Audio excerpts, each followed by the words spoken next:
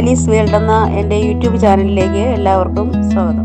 ഇന്ന് നമ്മൾ പോകുന്നത് തമിഴ്നാട് കന്യാകുമാരി ജില്ലയിലെ തേങ്ങാപട്ടണം ഹാർബറും ബീച്ചും കാണാനാണ്.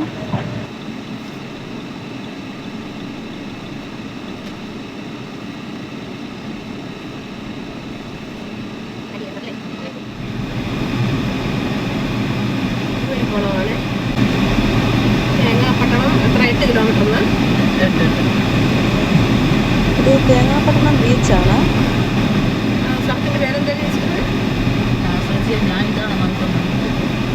പേര് ഉദക്കോട്ടെ അങ്ങനെ എങ്ങാണ്ടാണ് എഴുതിയിട്ടുള്ളത്. നല്ല കാപ്പിയായിരുന്നു. നമ്മുടെ ജലദോഷം ഉള്ളതുകൊണ്ടേ തൊണ്ടയൊക്കെ ഒരു മാതിരി ഒന്നാണ്. ചായ കുടിച്ചാലോ എന്ന് ചോദിച്ചത്, പക്ഷെ ചായക്കാലും നല്ലതായിരുന്നു. കടലിൻ്റെ കരയാണ്. വണ്ടി ഇപ്പോൾ വരെ പോകാം. എങ്ങോട്ടാണ് രണ്ട് വഴി ഇരിക്കുന്നുണ്ടല്ലേ? എങ്ങോട്ട് പോയാലും നല്ലതായിരിക്കും കാണാൻ. പക്ഷെ വണ്ടി എങ്ങോട്ടോ ഇത് പോയി നോക്കാം. അവിടെ നിന്ന് തിരിഞ്ഞ് വരേണ്ടതാണെങ്കിൽ തിരിഞ്ഞ് വരാം. ബീച്ചിലോട്ടാണ് അല്ലേ? ഇങ്ങോട്ടും പോകാം. വണ്ടി ഇത് എവിടെ ഒതുക്കാൻ പറ്റുന്ന ചോദിക്കാൻ പോടെ സാധിക്കും.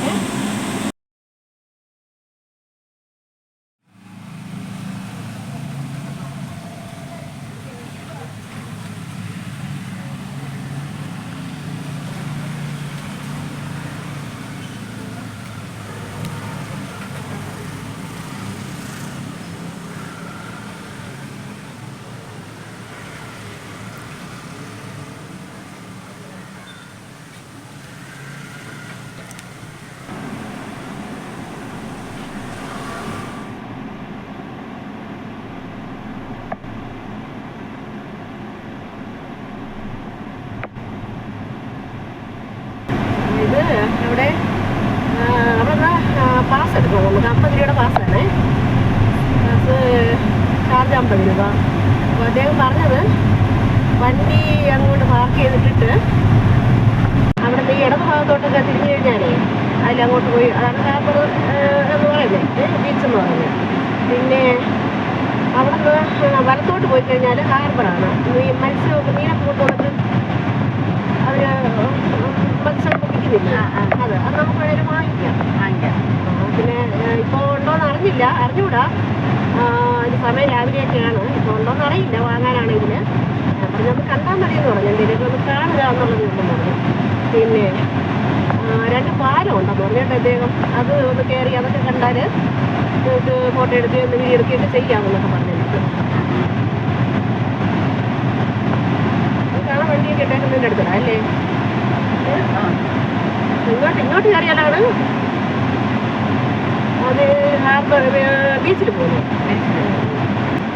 വണ്ടി അവിടെ ഇടാൻ പറ്റൂടെ?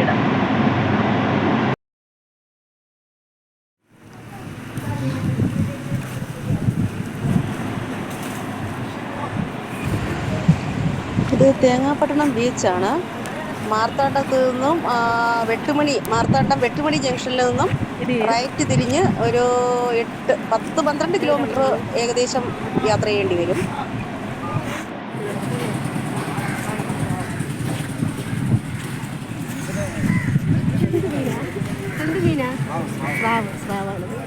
ഇത് ഒരു റൂട്ട് മാപ്പാണ്.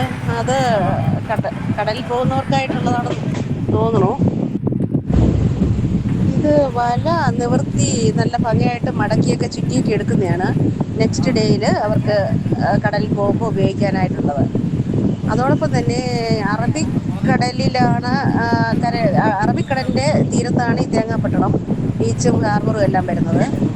അപ്പോൾ ഇത് ഞാനിപ്പോൾ നിൽക്കുന്ന ഈ ഭാഗം കോതയാറ് പേച്ചിപ്പാറ ഡാമിൽ നിന്നും തുറന്നു വിടുന്ന വെള്ളം, കോതയാറിലെ വെള്ളം പേച്ചിപ്പാറ ഡാമിൽ തടഞ്ഞു നിർത്തി അവിടെ നിന്നും തുറന്നു വിടുന്ന വെള്ളം ഒഴുകിയെത്തി അറബിക്കടലിൽ ചേരുന്നൊരു ഭാഗമാണിത്.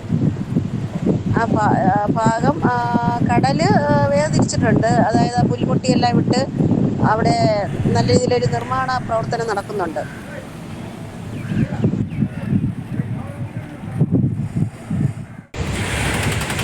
ഇത് മത്സ്യം ചീഞ്ഞു പോകാതിരിക്കാനായിട്ട് ഐസ് കട്ട പൊടിക്കുന്നതാണ്.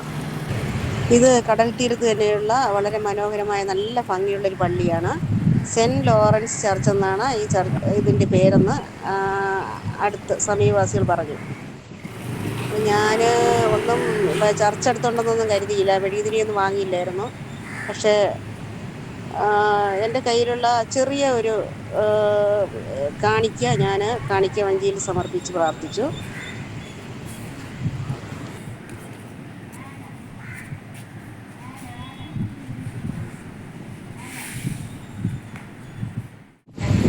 ഈ ചർച്ചിൻ്റെ തന്നെ അടുത്തുള്ള ബീച്ചാണ്. കടൽ കുറച്ച് ശോഭിച്ചിരിക്കുകയാണ്, കടലമ്മ ശോഭിച്ചിരിക്കുകയാണ്.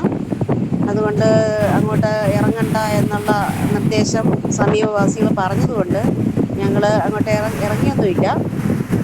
കുറച്ച് ദൂരം മാറി നിന്ന് കാണുകയാണ് ചെയ്തത്. കാണുന്ന പോലെ തന്നെ കുറച്ച് നല്ല രീതിയിൽ തിരകൾ വന്ന് തല്ലിച്ചിതറി മാറിപ്പോകുന്നുണ്ട്. കണ്ടു നിൽക്കാൻ നല്ല രസമാണ്.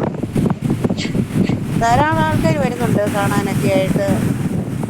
കുറച്ച് അങ്ങോട്ട് മാറിയാൽ വീണ്ടും ഇവർ ബീച്ചുകളുടെ ഒരു പരമ്പര തന്നെയാണെന്നാണ് തോന്നുന്നത്.